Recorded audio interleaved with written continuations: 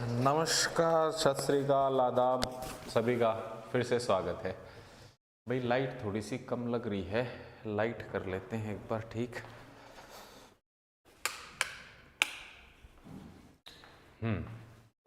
अब लाइट ठीक है। तो हम भारत के भौगोलिक प्रदेश पढ़ रहे थे, जिसके अंदर हमने लास्ट क्लास में क्या पढ़ा था भारत का विशाल उत्तरी मैदान, ठीक है, नॉर्दर्न प्लेन पढ़ा था। आज हम उसको आगे बढ़ाते हैं और हम आते हैं प्रायद्वीपीय भारत की तरफ, ठीक है। प्रायद्वीपीय भारत में हम क्या क्या पढ़ने जा रहे हैं ये देखते हैं अभी। जो प्रायद्वीपीय भारत में ज्यादातर क्या है, पठारीय क्षेत्र है और हम उसे ही पढ़ने जा रहे हैं, ठीक है।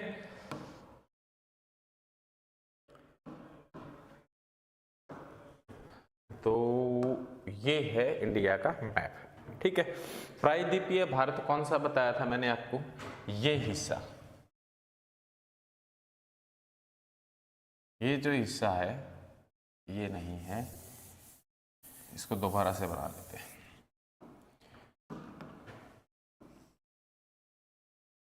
यानी कि ये जो हिस्सा है ये किस में आता है, प्रायद्वीपीय भारत में आता है। तो सबसे पहले प्रायद्वीप मतलब कि क्या बोला मैंने, प्रायद्वीप। अब प्रायद्वीप होता क्या है, प्रायद्वीप यानी पेनिनसुलर, पेनिनसुलर, ठीक है। प्रायद्वीपीय भारत मतलब पेनिनसुलर इंडिया, ठीक है। पठार यानी प्लेटू, ठीक है। तो जो ये प्रायद्वीपीय है, पहली बात तो यही है, पहला क्वेश्चन जो मन में आता है वो क्या है कि प्रायद्वीप है क्या। भाई एक शब्द है द्वीप, जो आपने सुना होगा, क्या है, द्वीप। द्वीप में शायद आगे की मात्रा आती है, क्या है, द्वीप। तो ये द्वीप से क्या बना, प्रायद्वीप बना। द्वीप क्या है, वो हिस्सा होता है जिसके चारों तरफ क्या हो, पानी हो। अगर ये लैंड है, ये क्या है, लैंड है, इसके चारों तरफ क्या हो, पानी हो, तब ये क्या होगा, एक द्वीप होगा। लेकिन प्रायद्वीप क्या होगा, जब इसके चारों तरफ की बजाय सिर्फ तीन तरफ पानी होगा, तब ये क्या हो जाएगा, एक प्रायद्वीप बन जाएगा। तो आप ये इंडिया का जो हिस्सा मैंने बनाया है, इंडिया का जो हिस्सा मैंने बनाया है, इसके क्या है, यहां पे भी पानी है और इसके नीचे वाले हिस्से में भी पानी है और इस साइड भी क्या है, पानी है। इस साइड क्या आता है, अरब सी, कौन सा आता है, अरब सी, अरब सागर। और इस साइड आता है Bay of Bengal, Bay of Bengal यानी बंगाल की खाड़ी। और नीचे क्या आता है, नीचे आता है हिंद महासागर, नीचे क्या आता है, हिंद महासागर, ठीक है। तो इसके तीन तरफ क्या है, पानी है, महासागर, क्या है, महासागर है। इसके तीन तरफ क्या है, पानी आता है। ये है प्रायद्वीपीय भारत, ठीक है।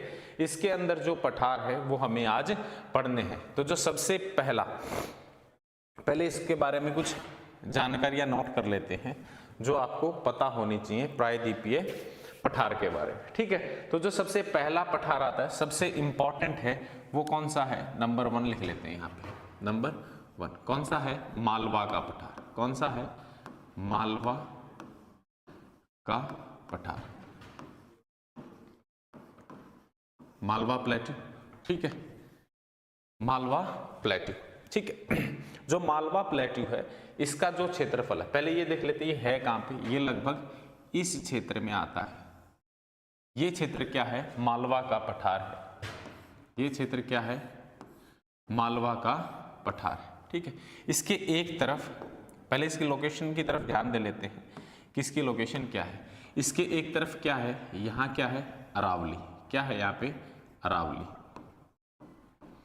अगर आपको ये लोकेशन ध्यान होगी तो पढ़ने में बहुत आसानी होगी कि कौन सी चीज कहाँ पे लोकेटेड है, ठीक है। इसके एक तरफ क्या है, अरावली है, दूसरी तरफ इसके यहाँ देखिए क्या है, इस तरफ क्या आता है, विंध्याचल, इस तरफ क्या आता है, विंध्याचल, विंध्याचल। ये क्या है, पर्वत है। इस साइड क्या है, अरावली पर्वत है, इस साइड क्या आता है, विंध्याचल आता है। और अगर इस साइड देखें, इस क्षेत्र में देखें तो क्या आएगा, बुंदेलखंड, क्या आएगा, बुंदेलखंड पठार, बुंदेलखंड पठार, ठीक है। तो तीनों तरफ से ये क्या है, घेरा हुआ है। जो इसकी आकृति है, इसकी आकृति है, इसकी क्या है, आकृति है, इसकी जो फिगर है वो भी कैसी है, त्रिभुजाकार है। कैसी है, त्रिभुजाकार है, यानी ट्रायंगुलर शेप है। कैसी शेप है, ट्रायंगुलर शेप है। तो जो पहली चीज है वो क्या है, जो इसकी शेप है वो कैसी है, ट्रायंगुलर शेप है। ठीक है, इसकी जो शेप है वो कैसी है, ट्रायंगुलर है। नेक्स्ट स्लाइड करने की जरूरत है लिखने के लिए, यहीं पे लिख लेंगे। ठीक है, और ये ऐसे की ऐसी पीडीएफ आपको मिल जाएगी आपके टेलीग्राम चैनल पे। ठीक है, उसके बाद जो इसका एरिया है, जो इसका एरिया है वो अप्रोक्सीमेट कितना है, 1.5 यानी कि लगभग 1.5 लाख वर्ग किलोमीटर, स्क्वायर किलोमीटर। जो इसका एरिया है वो कितना है, 1.5 लाख स्क्वायर किलोमीटर से। अब ये बना कैसे है, जो ये क्षेत्र बना है ये बना है ज्वालामुखी से, यानी वोल्केनो से। कैसे, वोल्केनो से। कैसे बना है, वोल्केनो यानी कि ज्वालामुखी से। अब ज्वालामुखी से कैसे बन सकता है भाई, ज्वालामुखी क्या होता है, हमने वोल्केनो के बारे में जब भी सुना है, वोल्केनो के बारे में क्या देखा है कि ये एक पर्वत है, यहाँ पे क्या है, ज्वालामुखी निकलता है। ठीक है, तो एक पर्वत से पूरा पठार कैसे बन सकता है भाई, एक समय पे क्या है, एक समय पे यहाँ पे बहुत सारे वोल्केनो रहे होंगे। तो वोल्केनो जब भी फटेगा, जब भी वोल्केनो फटेगा तो जो इसमें से निकल रहा है ये क्या है, लावा। ये क्या है, लावा। और वो लावा क्या करता है, वो चारों तरफ फैलता है। चारों तरफ क्या होता है, फैलता है। क्योंकि लावा कैसा होता है, लिक्विड स्टेट में होता है, तरल पदार्थ होता है, और वो ठंडा होने के बाद जम जाता है। ठंडा होने के बाद क्या होता है, जम जाता है। और ऐसे क्षेत्र पे जो मिट्टी बनेगी वो कैसी मिट्टी होगी, काली मिट्टी। तो आपको ध्यान रखना है, यहाँ पे जो मिट्टी है, यहाँ पे क्या है, जो मिट्टी है वो कैसी है, काली मिट्टी है। कैसी मिट्टी है, काली मिट्टी है।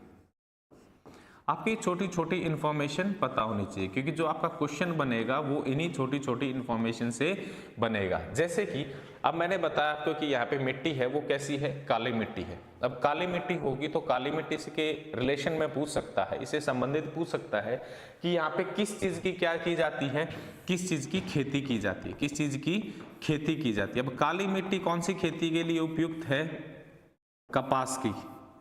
किसकी खेती की, कपास की खेती की, यानी कॉटन।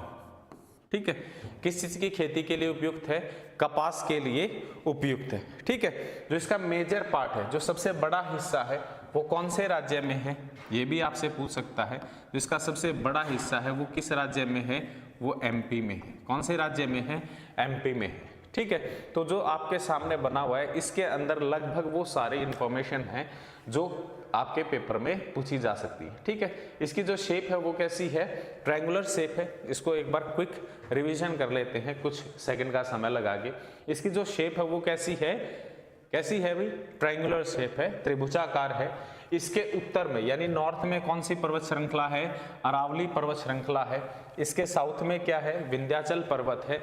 इसके ईस्ट में क्या है, बुंदेलखंड पठार है। ठीक है, तो इसकी शेप है वो कैसी है, त्रिभुजाकार है, ट्रायंगुलर शेप है। इसका जो एरिया है वो कितना है, लगभग 1.5 lakh square kilometre, 1.5 lakh kilometre square इसका क्या है, एरिया है। अब ये कैसे बना है, ये ज्वालामुखी से बना है, वोल्केनो से बना है। कैसे बना है, वोल्केनो यानी ज्वालामुखी से बना है। ज्वालामुखी से बना है, इसलिए इसकी जो मिट्टी है वो कैसी है, वो काली मिट्टी है। कैसी मिट्टी है, काली मिट्टी है। और जो काली मिट्टी है वो किसकी खेती के लिए उपयुक्त है, कपास की खेती के लिए। ठीक है, यहां तक क्लियर है। अब आगे बढ़ते इसके बाद जो पठार आता है बुंदेलखंड पठार है इस साइड, जो कि ज्यादा बड़ा इंपॉर्टेंट नहीं है।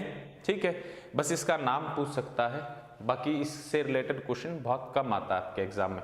तो जो अगला इंपॉर्टेंट है, जो अगला इंपॉर्टेंट पठार है इसके साथ में बुंदेलखंड वहां पे बनाया था मैंने, जहां ये बनाया है, ये थोड़ा सा बड़ा हिस्सा बन गया काफी छोटा सा है। इसके यहाँ पे दूसरा पठार है। अब वो कौन सा पठार है वो देखते हैं। ठीक है, तो जो दूसरा सबसे इंपॉर्टेंट पठार है, प्लेट्यू है, जो आपके पेपर में आता है वो कौन सा है, छोटा नागपुर। छोटा नागपुर का पठार, छोटा नागपुर पठार। पेपर व्यू ऑफ पॉइंट से जो सबसे इंपॉर्टेंट पठार है, सबसे इंपॉर्टेंट प्लेट्यू है, वो कौन सा है? यही है, ठीक है। कौन सा है? यही है, छोटा नागपुर का पठार। इसके बारे में चीजें देखती हैं, बहुत ही इंपॉर्टेंट है। ये लगभग इस क्षेत्र में फैला है, इस क्षेत्र में ये फैला हुआ है। यहाँ पे क्या था आपका? यहाँ पे कौन सा था? मालवा का पठार। उसके इस साइड जो सबसे बड़ा पठार है वो कौन सा है? मालवा का पठार है। अब इस मालवा के पठार में क्या है? इसके बीचों बीच एक नदी बहती है। क्या है? इसके बीचों बीच एक नदी बहती है। जो यहाँ पे सबसे ज्यादा क्षेत्र जो इसका है वो किसका है? झारखंड का। झारखंड में इसका सबसे बड़ा क्षेत्र है, ठीक है। और इसके बीचों बीच एक नदी बहती है। वो नदी बड़ी ही इंपॉर्टेंट है आपके एग्जामिनेशन व्यू ऑफ पॉइंट से। उस नदी को बना देते हैं, ये नदी है। जो नदी का नाम है वो क्या है? दामोदर नदी। कौन सी नदी है ये? दामोदर नदी। दामोदर नदी। दामोदर नदी को और क्या कहा जाता है? सौर ऑफ बंगाल। ये यहां से बहती है, कहां जाती है? बंगाल में जाती है, ठीक है। इसको बंगाल का शौक भी कहते हैं। ये क्वेश्चन आपके पेपर में हजारों बार आया है। इसके यहाँ पे ब्रैकेट में लिख देते हैं। ये क्या है? बंगाल का शौक। क्या है? बंगाल का शौक। शौक नहीं, शोक। शोक मतलब सौरव, ठीक है। बंगाल का दो। अब इसने इसको क्या किया? दो हिस्सों में बांट दिया, ठीक है। अब दो हिस्सों में बांटा है तो दोनों हिस्सों को कुछ ना कुछ अलग अलग नाम दिया गया होगा। जो ऊपर वाला हिस्सा है इसे क्या कहते हैं? हजारीबाग। क्या नाम दिया गया इसे? हजारीबाग। हजारीबाग पठार, ठीक है। हजारीबाग पठार। जो नीचे वाला पठार है इसको क्या नाम दिया गया? रांची का पठार। कौन सा पठार? रांची पठार।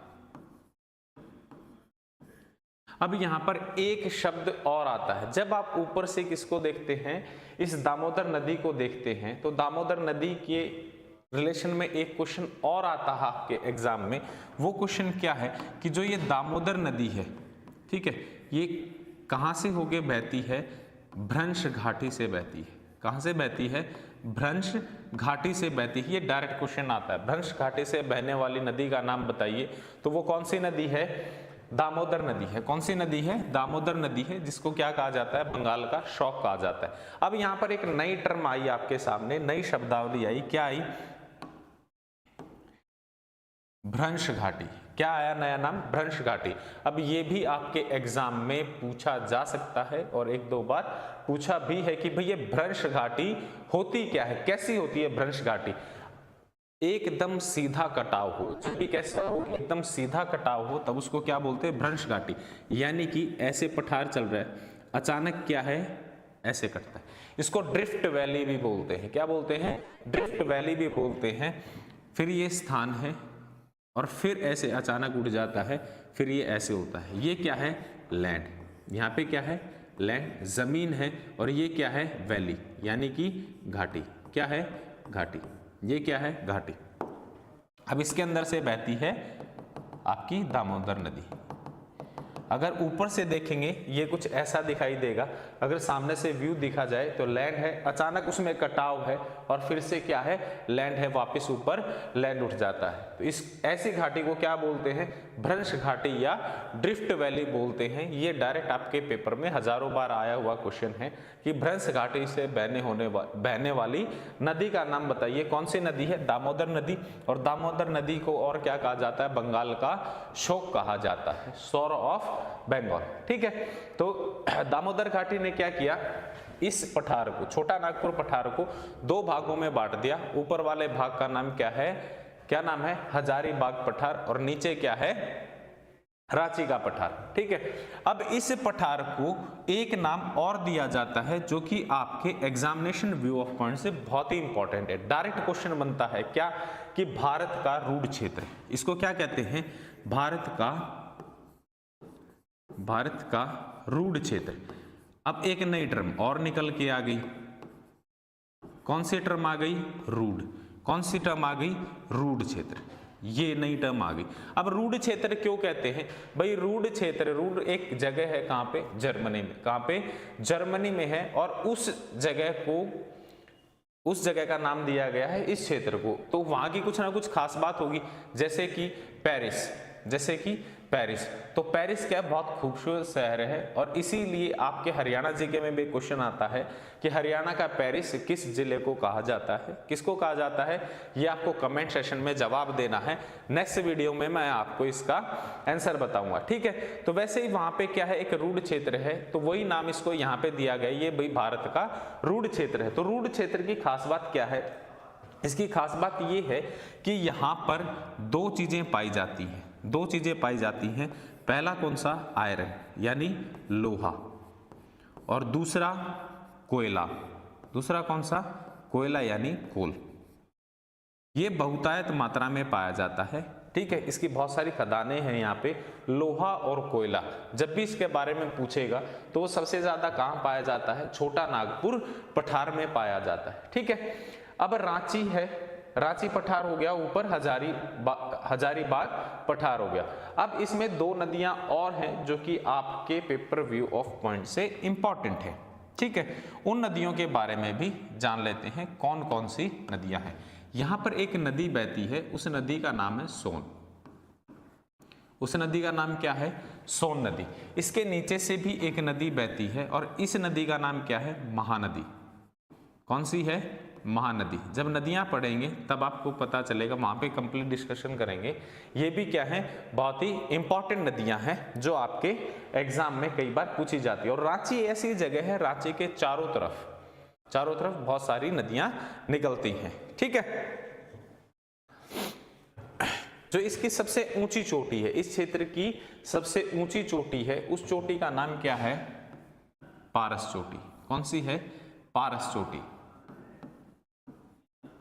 पारस चोटी, पारसनाथ चोटी है, सॉरी क्या नाम है, पारसनाथ।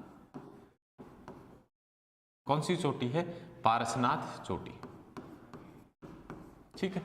इसकी ऊंचाई नहीं पूछता आपसे, आपको क्या है, इसका नाम पता होना चाहिए। वैसे मैं आपको बता देता हूं, ये लगभग 1366 मीटर ऊंची है, ठीक है।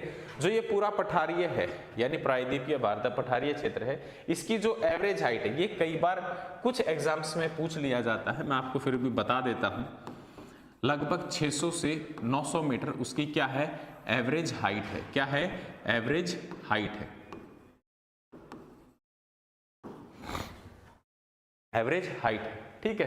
तो ये है छोटा नागपुर पठार का मेजर पार्ट, ठीक है। अभी छोटा नागपुर पठार खत्म नहीं हुआ, क्योंकि जो दूसरा पार्ट है वो एग्जामिनेशन व्यू ऑफ पॉइंट से और भी ज्यादा इंपॉर्टेंट है, उसकी तरफ हम अभी बढ़ेंगे, ठीक है। लेकिन ये छोटा नागपुर का जो मेजर पार्ट है, जो छोटा नागपुर पठार से आप पढ़ते हैं, ठीक है, छोटा नागपुर पठार से जो आपके पेपर में क्वेश्चंस आते हैं वो ये सारे हैं। अब हम इसके अगले भाग की तरफ चलते हैं, अगले पार्ट की तरफ चलते हैं, जो आपके एग्जामिनेशन व्यू ऑफ पॉइंट से बहुत ही इंपॉर्टेंट है। और वो कौन सा है, वो है ये। इसको थोड़ा सा जूम कर लेते हैं, इसको क्या कर लेते हैं, थोड़ा जूम कर लेते हैं, ऐसे। ये क्षेत्र की जरूरत पड़ेगी, इस क्षेत्र की जरूरत पड़ेगी आपको। उसमें क्लियर दिखाई दे रहा है, साफ दिखाई दे रहा है स्क्रीन, हाँ साफ दिखाई दे रहा है अभी, ठीक है। इसको तो हाँ, ये क्लियर दिखाई। आपने एक स्टेट का नाम सुना है, मेघालय। स्टेट का नाम क्या है, मेघालय। तो यहां पे नाम दे देते हैं, कौन से नंबर पे भाई, तीसरे नंबर पे। तीसरे नंबर पे जो आपके एग्जाम में आता है वो कौन सा है, मेघालय। क्लियर है, ओके। कौन सा पठार है, मेघालय का पठार, मेघालय का पठार, ठीक है। अब मेघालय का पठारा, ठीक है। अब इसमें क्या है, जब आप प्रायद्वीपीय भारत पढ़ते हैं तो आपने जो मैप देखा था, आपने जो मैप देखा है वो कुछ ऐसा है, और हमने क्या डिस्कशन किया था कि भाई ये हिस्सा क्या है, पठारीय है। फिर हम यहाँ पे कैसे पहुंच गए, ये आपके एग्जामिनेशन व्यू ऑफ पॉइंट से बहुत ही इंपॉर्टेंट है। आपके पेपर में डायरेक्ट क्वेश्चन आता है, आपके पेपर में डायरेक्ट क्वेश्चन आता है। क्या क्वेश्चन आता है कि जो ये मेघालय का पठार है ये किसका हिस्सा है, ये किसका हिस्सा। पहली बात तो आपको ये पता होना जरूरी है कि मेघालय है कहाँ पे, ठीक है। आप में से 90% बच्चों को मैं दावा करता हूं कि यही नहीं पता होगा कि भाई अगर मैप ऐसा ब्लैंक मैप दे दिया जाए आपको और लोकेट करने को कहा जाए कि भाई मेघालय बताइए कहाँ पे है, तो आप में से 90% बच्चे उसमें फेल हो जाएंगे कि भाई मेघालय है कहाँ पे। तो सबसे पहले तो आपको ये पता होना चाहिए कि भाई मेघालय है कहाँ पे। ये क्षेत्र क्या है, मेघालय है। एक रफ सा फिगर ड्रॉ करें तो ये क्या है, मेघालय है, यहाँ पे आपका मेघालय है, ठीक है। और जो ये मेघालय का पठार है ये किसका हिस्सा है, ये छोटा नागपुर का हिस्सा है। किसका हिस्सा है, छोटा नागपुर का हिस्सा है। किस पठार का है, छोटा नागपुर पठार, ठीक है। छोटा नागपुर जो पठार है उसका हिस्सा है। अगर आपके ऑप्शन में छोटा नागपुर पठार नहीं है तो ये किसका हिस्सा है, एक चीज और मिलेगी आपको ऑप्शन में, प्रायद्वीपीय, प्रायद्वीपीय भारत। प्रायद्वीपीय पठार हो सकता है, प्रायद्वीपीय भारत हो सकता है, ये उसका हिस्सा है, ठीक है। क्योंकि आपको ऑप्शन में दिया जाएगा, जो आपके ऑप्शन में आएंगे वो क्या हो सकता है, वो हिमालय का हिस्सा हो सकता है। किसका हो सकता है, हिमालय का हिस्सा हो सकता है। क्योंकि जो हिमालय है यहाँ पे हिमालय जो है वो कैसे है, वो ऐसे है, ठीक है। तो आप सोच सकते हैं कि भाई ये किसका हिस्सा हो सकता है, हिमालय का, लेकिन ये हिमालय का हिस्सा नहीं है। ये कहाँ का हिस्सा है, छोटा नागपुर या प्रायद्वीपीय भारत का हिस्सा है। अब यहाँ पर कुछ इंपॉर्टेंट पहाड़ियां हैं, कुछ इंपॉर्टेंट पहाड़ियां हैं जो आपके एग्जामिनेशन व्यू ऑफ पॉइंट से बहुत ज्यादा इंपॉर्टेंट है। पहली, दूसरी, तीसरी और चौथी, ठीक है। आपको इन चारों के क्या साथ में नाम पता होना बहुत जरूरी है। जो पहली है उसका नाम क्या है, गारो। क्या नाम है, गारो। दूसरी है उसका नाम क्या है, खासी। उसका नाम क्या है, खासी। तीसरी है उसका नाम क्या है, जयंतिया। क्या नाम है, जयंतिया, जयंतिया। और जो चौथी है इसका नाम है मिकिर। क्या नाम है, मिकिर। ये चारों आपको सीक्वेंस में याद होना बहुत जरूरी है। आपके एग्जाम में गारो, खासी, जयंतिया का एक बार क्या पूछा था, सीक्वेंस भी पूछा था। तो आपको ये चार तो याद करने ही करने हैं। किस सीक्वेंस में, इसी सीक्वेंस में आपको याद करने हैं। पहले गारो है, फिर खासी है और फिर जयंतिया है, ठीक है। ये सिर्फ पहाड़ियां ही नहीं है, ये सिर्फ पहाड़ियां ही नहीं है। यहां से एक क्वेश्चन और बनता है, ये क्या है, ये वहां की जनजातियां भी हैं। क्या है, जनजातियां भी हैं, ट्राइब्स। जनजातियां मतलब कि ट्राइब्स, ये वहां की ट्राइब्स के भी नाम है। अगर आपसे पूछा जाए गारो, खासी, जयंतिया, इनमें से कोई भी एक नाम देके पूछ सकता है कि ये जनजाति कहाँ पे पाई जाती है, तो ये कहाँ पे पाई जाएगी, मेघालय में पाई जाएगी। कहाँ पाई जाएगी, मेघालय में पाई जाएगी, यहाँ पे। क्लियर है। तो ये चार नाम हैं, ये आपको पता होने चाहिए, गारो, खासी और जयंतिया, ठीक है। अब इसके अलावा एक नाम और सुना होगा आपने जो कि बहुत ही इंपॉर्टेंट है, पता नहीं कितनी बार आपके एग्जाम में आ चुका है। उसका नाम क्या है, मौसिन राम। क्या नाम है, मौसिन राम, या मासिन राम भी मिलता है,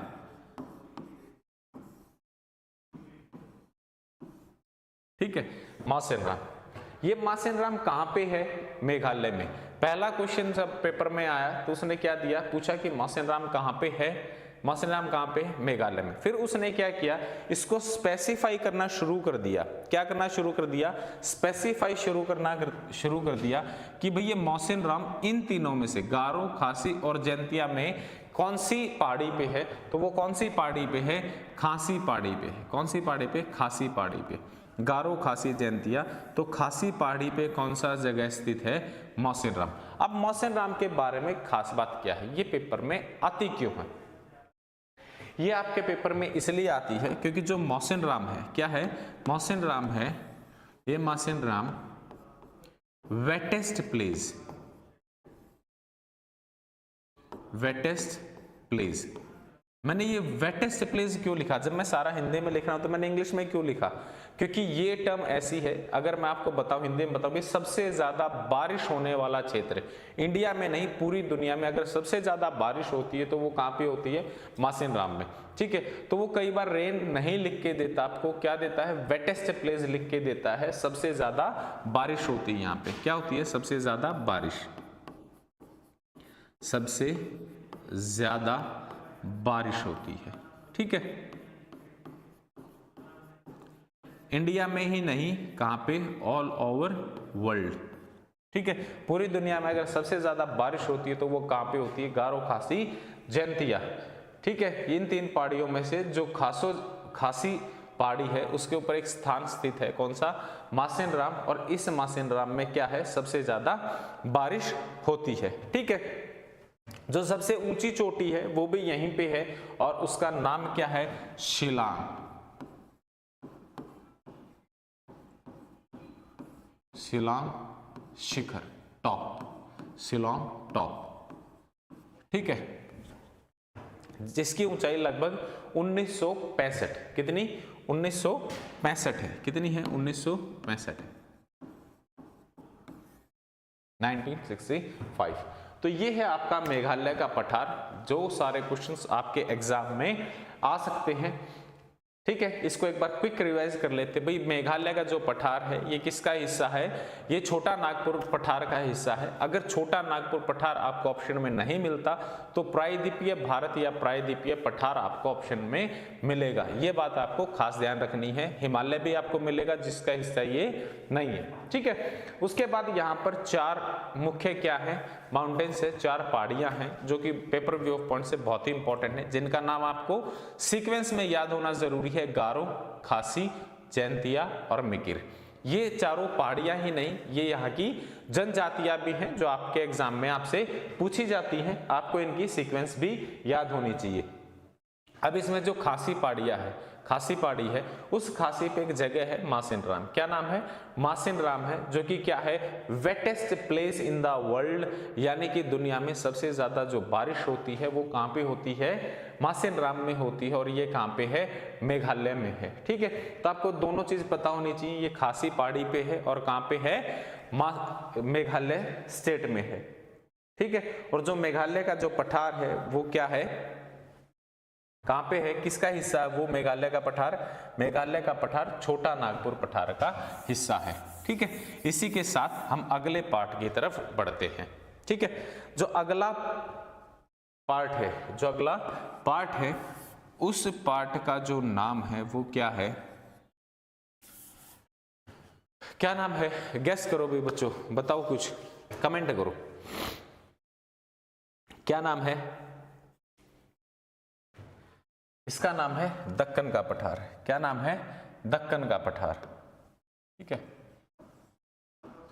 दक्कन, इंग्लिश में डी आता है ना, दक्कन का पठार, दक्कन का पठार। एक हमने पढ़ा, यहां पे क्या पढ़ा था हमने? यहां पे कौन सा पढ़ा था? मालवा का पठार। यहां पे कौन सा पढ़ा हमने? छोटा नागपुर का पठार। इसके अलावा जितना भी ये हिस्सा बच जाता है, इसके अलावा जितना भी ये हिस्सा बच जाता है, यानी ये लगभग ऐसे फैले हुआ है। ठीक है, ये कौन सा? ये क्षेत्र जो आप देख रहे हैं ये कौन सा क्षेत्र है? दक्कन का पठार है, जो कि सबसे बड़ा है। इन पठारों में जो सबसे बड़ा है वो कौन सा है? वो दक्कन का पठार है। क्लियर है? ये कई सारे छोटे छोटे पठारों से मिलकर बना है। जैसे कि एक पठार यहाँ पे है, एक पठार यहाँ पे, एक पठार यहाँ पे, एक पठार यहाँ पे है। ठीक है, इनको अलग अलग नामों से हम पढ़ेंगे, जो कि यहाँ की इंपॉर्टेंट पठार है वो पढ़ेंगे। इसमें कई बार आपसे पूछता है कि किस किस स्टेट में फैला हुआ है। आपको कॉम्बिनेशंस दिए जाएंगे 3-4 स्टेट्स के, फिर आपसे पूछा जाएगा कि किस किस स्टेट में ये दक्कन का पठार फैला हुआ है। तो इसका जो सबसे मेजर पार्ट है, यानी कि लगभग 80% है, वो अकेले कहाँ पे है? वो महाराष्ट्र में है। तो ये क्वेश्चन भी बन सकता है कि दक्कन का सबसे बड़ा हिस्सा, दक्कन पठार का जो सबसे बड़ा हिस्सा है वो किस स्टेट में फैला हुआ है? तो वो किस स्टेट में है? महाराष्ट्र में। इसके अलावा जो स्टेट्स हैं ये किस किस में फैला हुआ है वो मैं मैं आपको बता देता हूं। इसका कुछ हिस्सा कर्नाटका में भी है, इसका कुछ हिस्सा तमिलनाडु में भी है, इसका कुछ हिस्सा उड़ीसा में भी है, इसका कुछ हिस्सा एमपी में भी है। ठीक है, ऐसे बहुत सारे स्टेट्स हैं जिनके अंदर ये है, जहाँ की छत्तीसगढ़ में भी है। ठीक है, किसमें भी है? छत्तीसगढ़ में भी ये है। हो सकता तो कर्नाटका, तमिलनाडु, उड़ीसा, एमपी, छत्तीसगढ़ और महाराष्ट्र, ये आपको याद होने चाहिए। ठीक है, अब तमिलनाडु तक फैला हुआ तो कुछ हिस्सा इसका आंध्र प्रदेश में भी आएगा। ठीक है, तो इसमें जो इंपॉर्टेंट पार्ट है वो पार्ट हम पढ़ेंगे। जैसे कि पहला जो नाम आता है वो कौन सा आता है? पहला नाम। ठीक है, पहला जो नाम आता है ये कौन सा आता है? दंडकारण्य। कौन सा? दंडकारण्य पठार। दंडकारण्य पठार, ये नाम आप लोगों ने बहुत कम सुना हुआ, क्योंकि जब भी ये एग्जाम में आता है इस नाम से बहुत कम पूछा जाता है। इसका जो मेजर पार्ट है, इसका जो मेजर पार्ट है वो कहाँ पे है? वो छत्तीसगढ़ में है। किसमें है? छत्तीसगढ़ में इसका मेजर पार्ट है। और छत्तीसगढ़ में इसको दंडकारण्य नाम से नहीं बल्कि किस नाम से जानते हैं? किस नाम से जानते हैं? ये इंपॉर्टेंट है, ये बहुत ही इंपॉर्टेंट है। इसको बोलते हैं बस्तर का पठार। आपने सुना होगा बस्तर का पठार।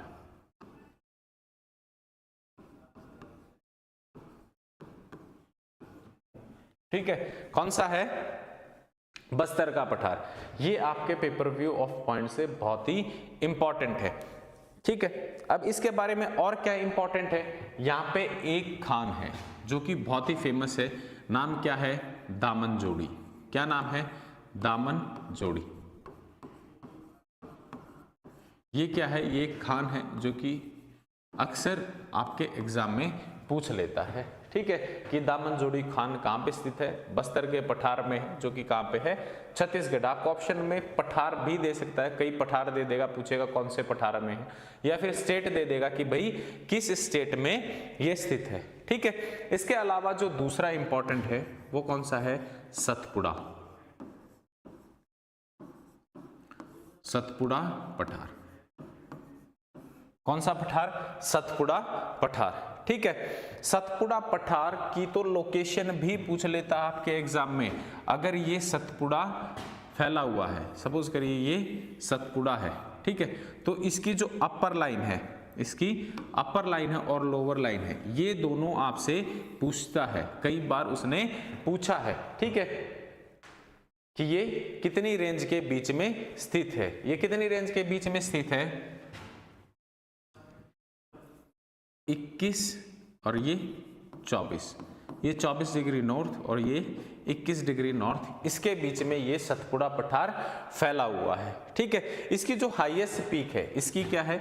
हाईएस्ट पीक है, आपके एग्जाम में पूछी गई है। जो हाईएस्ट पीक है, हम यहाँ पे जो चर्चाएं कर रहे हैं, जिन टॉपिक्स, जिन पॉइंट्स पे बात कर रहे हैं, वो सारे पॉइंट्स हैं जो आपके एग्जाम में आ सकते हैं या आ चुके हैं। हमें इनकी ज़्यादा डिटेलिंग नहीं करनी, हमें सिर्फ उतना ही पढ़ना है जितना आपके एग्जाम में पूछा जाता है। ठीक है, तो जैसे आप ज्योग्राफी पढ़ना स्टार्ट करते हैं तो जब आप इनको बुक्स में पढ़ेंगे, ठीक है, तो इनके बारे में वास्ट डिटेल दी होती है कई बार, तो आपको वो सारी वास्ट डिटेल नहीं पढ़नी, आपको सिर्फ उतना पढ़ना है जितना आपके एग्जाम में आता है। ठीक है, तो यहाँ से ये सारा ब्रीफ हो जाएगा कि भाई आपको क्या क्या पढ़ना चाहिए, क्या क्या इंपॉर्टेंट है। ठीक है, अब ये दिया गया एग्जामिनेशन व्यू ऑफ पॉइंट से इंपॉर्टेंट है, तो इसमें कुछ ना कुछ क्या रहा होगा, कुछ ना कुछ खास बात रही होगी। तो खास बात क्या है? हाईएस्ट पीक तो है ही है, हाईएस्ट पीक तो है ही है। हाईएस्ट पीक क्या है इसका? हाईएस्ट पीक है धूपगढ़। क्या है? धूपगढ़। हाईएस्ट पीक है धूपगढ़। ठीक है, हाईएस्ट पीक क्या है इसका? धूपगढ़ है, जिसकी ऊंचाई कितनी है? जिसकी ऊंचाई लगभग 1350 है। ये आपसे कभी नहीं पूछता, हाइट आपसे कभी नहीं पूछता। हाईएस्ट पीक पूछ सकता है धूपगढ़। हाँ, ये भी पूछ सकता है कि ये धूपगढ़ कहाँ पे स्थित है। तो कहाँ पे स्थित है? ये महादेव की पहाड़ियों पे है। किस पे है? महादेव की पहाड़ी पे। महादेव पहाड़ी पे स्थित है। ठीक है, धूपगढ़। इसका पहला नहीं, इसका दूसरा पीक, दूसरी हाईएस्ट पीक भी आपसे पूछ लेता है, जो कि क्या है, सेकंड हाईएस्ट पीक क्या है, अमरकंटक। कौन सी है, अमरकंटक, अमरकंटक।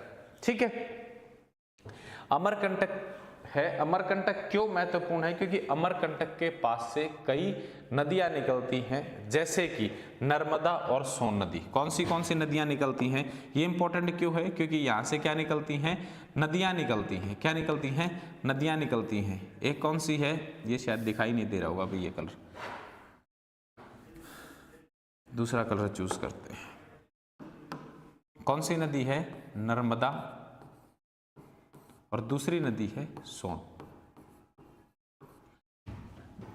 भाई सोन कहाँ बहेगी, सोन कहाँ बहती है, अभी सोन का जिक्र भी करें। सोन जाती है ऊपर की तरफ और नर्मदा आती है नीचे की तरफ। ठीक है, ये दोनों विपरीत दिशाओं में नदियां बहती हैं, और ये दोनों नदियां कहाँ से निकलती हैं, अमरकंटक से निकलती हैं, जो कि क्या है, सतपुड़ा श्रेणी जो है, सतपुड़ा पठार में, उसके अमरकंटक स्थान से निकलती हैं। ठीक है, ये आपको ध्यान रखना है। यहां पर एक और क्वेश्चन बनता है आपका, एक स्थान है जो कि बहुत ही इंपॉर्टेंट है। स्थान का नाम है, स्टार मार्क करके लिख लेना, क्या नाम है, पंचमढ़ी। क्या है, पंचमढ़ी। स्थान का नाम क्या है, पंचमढ़ी नाम है। ये जब भी आपसे पूछेगा तो ये कहां पे स्थित है, यहीं स्थित है। कहां, धूपगढ़ के पास। किसके पास, धूपगढ़ के पास स्थित है पंचमढ़ी। ऐसे बना देते हैं। ठीक है, धूपगढ़ के पास एक स्थान है, कौन सा है, पंचमढ़ी। आपसे पूछ सकता है, सीधा भी पूछ लेगा कि पंचमढ़ी किस पहाड़ी पे स्थित है, तो किस पहाड़ी पे स्थित है, पहाड़ी का नाम पूछेगा तो क्या है, महादेव की पहाड़ी आपको मिल सकता है। अगर प्रॉपर पीक का नाम पूछेगा तो वो कहाँ, धूपगढ़ के पास स्थित है। ठीक है, ये हो गया। आगे चलते हैं, जो इसका और भी इंपॉर्टेंट पार्ट है, वो कौन सा है, महाराष्ट्र का पठार। कौन सा है, महाराष्ट्र का पठार।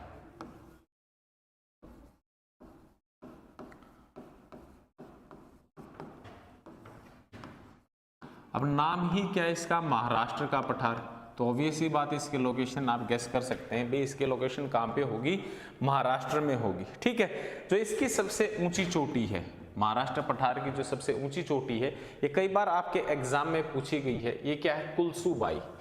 क्या नाम है, कुलसुबाई।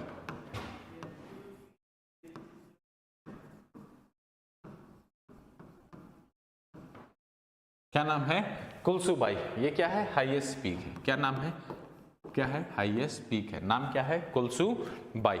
ठीक है, इसके अलावा कई सारे चीजें हैं जो कि महाराष्ट्र में है, जैसे कि आप यहाँ पे देख सकते हैं। अब भाई ये लगभग इस क्षेत्र में है, इस क्षेत्र में महाराष्ट्र है। ठीक है, तो यहाँ पे क्या है, और भी कई सारी चीजें हैं, जैसे कि अजंता की गुफाएं आपने देखा है, नाम सुना है, अजंता की पहाड़ियां हैं, गुफाएं भी हैं, पहाड़ियां भी हैं। ठीक है, अजंता की पहाड़ियां हैं, गोदावरी घाटी है, अहमदनगर है, बालाघाट है, ये सारी चीजें हम यहीं आके पढ़ेंगे। जब यहाँ पढ़ेंगे हम वेस्टर्न घाट पढ़ेंगे, तब उन चीजों को डिटेल में पढ़ेंगे। ठीक है, तो एक बार एक क्विक रिवीजन कर लेते हैं कि भाई क्विक रिवीजन में हमने आज क्या क्या पढ़ा है। ठीक है, तो आपको वापस लेके चलते हैं पहले पेज पे।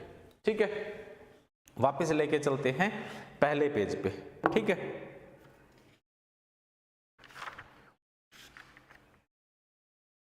प्रायद्वीपीय पठार। तो सबसे पहला क्या था इसमें, मालवा का पठार पढ़ा था हमने। क्या पढ़ा था, मालवा का पठार पढ़ा था। और जो ये पठारीय क्षेत्र है, इसकी सबसे नहीं, इसकी जो एवरेज हाइट है वो क्या है, 600 से 900 मीटर के बीच की हाइट है। इसका फैलाव नहीं बताया मैंने, शायद इसका फैलाव भी बता देता हूं। जो इस तरीके से कितने किलोमीटर का है, 1600 किलोमीटर का है, और इस तरीके से कितने किलोमीटर का है, 1400 किलोमीटर का। हालांकि ये एग्जाम में पूछा नहीं जाता, लेकिन आपको लगभग पता होना चाहिए। ठीक है, क्लियर। जिसकी ऐसे लंबाई है वो कितनी है, 1600 किलोमीटर की है, और ऐसे जो चौड़ाई है वो कितनी है, 1400 किलोमीटर है। ये भारतीय उपमहाद्वीप का सबसे पुराना भूखंड है। ये बात भी ध्यान रखिएगा।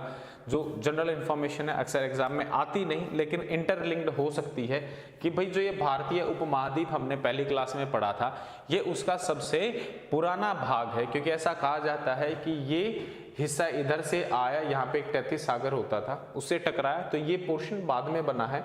ये जो भारतीय उपमहाद्वीप है उसका सबसे पुराना भूभाग है और सबसे पुराना होने की वजह से और पठारीय क्षेत्र होने की वजह से यहाँ पर क्या कम आते हैं, अर्थक्वेक्स कम आते हैं, यानी भूकंप बहुत कम आते हैं, भूकंप बहुत ही कम आते हैं या ना के बराबर आते हैं। ठीक है, इसकी जो आकृति है, इसकी जो शेप है वो कैसी है, ट्रायंगुलर शेप है, यानी कि त्रिभुजाकार आकृति है।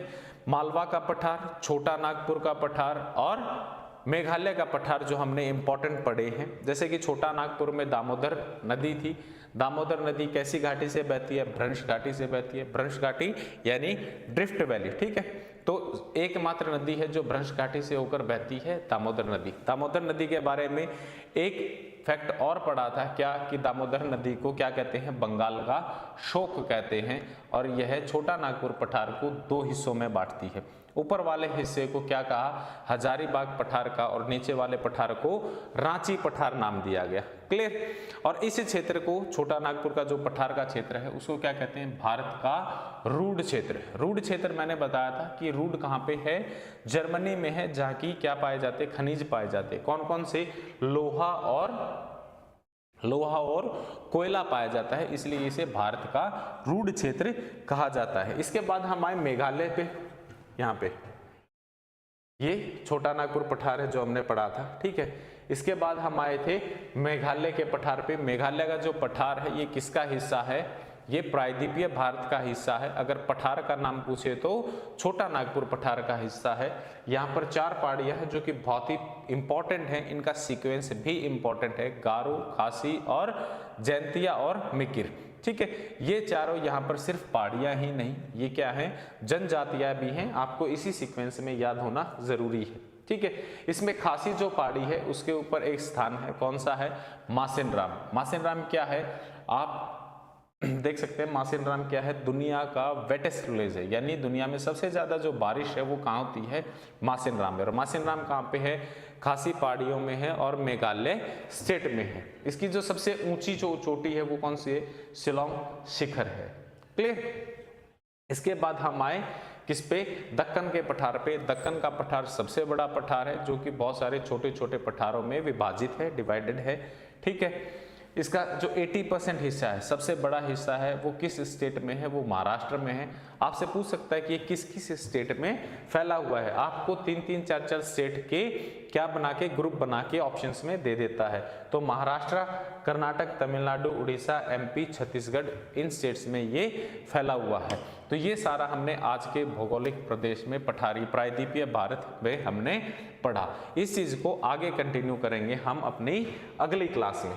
ठीक है, इसके साथ ही आपको बता देना चाहता हूं कि जो ये वीडियो है ये चाणक्य कोचिंग इंस्टीट्यूट की तरफ से आपको मिल रहा है, और यहाँ पर अभी HPSC PGT के इंटरव्यूज के रिजल्ट आए कुछ सब्जेक्ट्स के, और कुछ सब्जेक्ट्स की इंटरव्यू की डेट आ चुकी है और कुछ की आनी बाकी है। जैसे कि HPSC PGT कॉमर्स और केमिस्ट्री की इंटरव्यू की जो डेट्स हैं वो आ चुकी हैं। अगर आप भी इसकी तैयारी कर रहे हैं तो आप चाणक्य कोचिंग इंस्टीट्यूट के साथ हमारे साथ जुड़ सकते हैं और अपने इंटरव्यू की बहुत ही बेहतर तैयारी कर सकते हैं, क्योंकि जो पिछले रिजल्ट्स आए हैं उनके बहुत सारे टॉपर्स, रैंक 1 होल्डर्स कहाँ से हैं, वो भी चाणक्य इंस्टीट्यूट से हैं। तो अगर आप भी चाहते हैं कि आप उसमें सफल हों तो आप चाणक्य कोचिंग इंस्टीट्यूट के साथ जुड़ सकते हैं। कॉमर्स और इंग्लिश का भी जल्द ही रिजल्ट आने वाला है, तो आप इसके लिए भी यहाँ से जुड़ सकते हैं। अगर आप दूर दराज के क्षेत्र से हैं, अगर आप सोनीपत के आसपास हैं, क्योंकि जो चाणक्य कोचिंग इंस्टीट्यूट है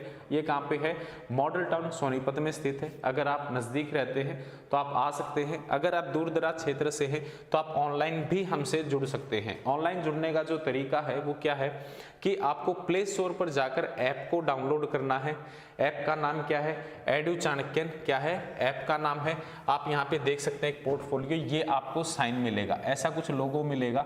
एडू चाणक्यन ऐप को आप डाउनलोड कर लीजिए। अगर आप एंड्रॉयड की बजाय आईफोन या iOS यूजर हैं तो आपको क्या करना है, आपको क्लास प्लस ऐप डाउनलोड करनी है। कौन सी ऐप डाउनलोड करनी है, क्लास प्लस ऐप डाउनलोड करनी है, और ये दिया गया कोड आपको वहां पे भरना है, तब आप वहां जाकर ये सारे कोर्सेज ले सकते हैं। अगर इसके बाद भी आपको ऐप ऑपरेट करने में या आपके मन में कोई क्वेरी है तो आप ऑफिस के नंबर 9996406888 पर संपर्क कर सकते हैं। तब तक के लिए धन्यवाद। जय हिंद, जय भारत।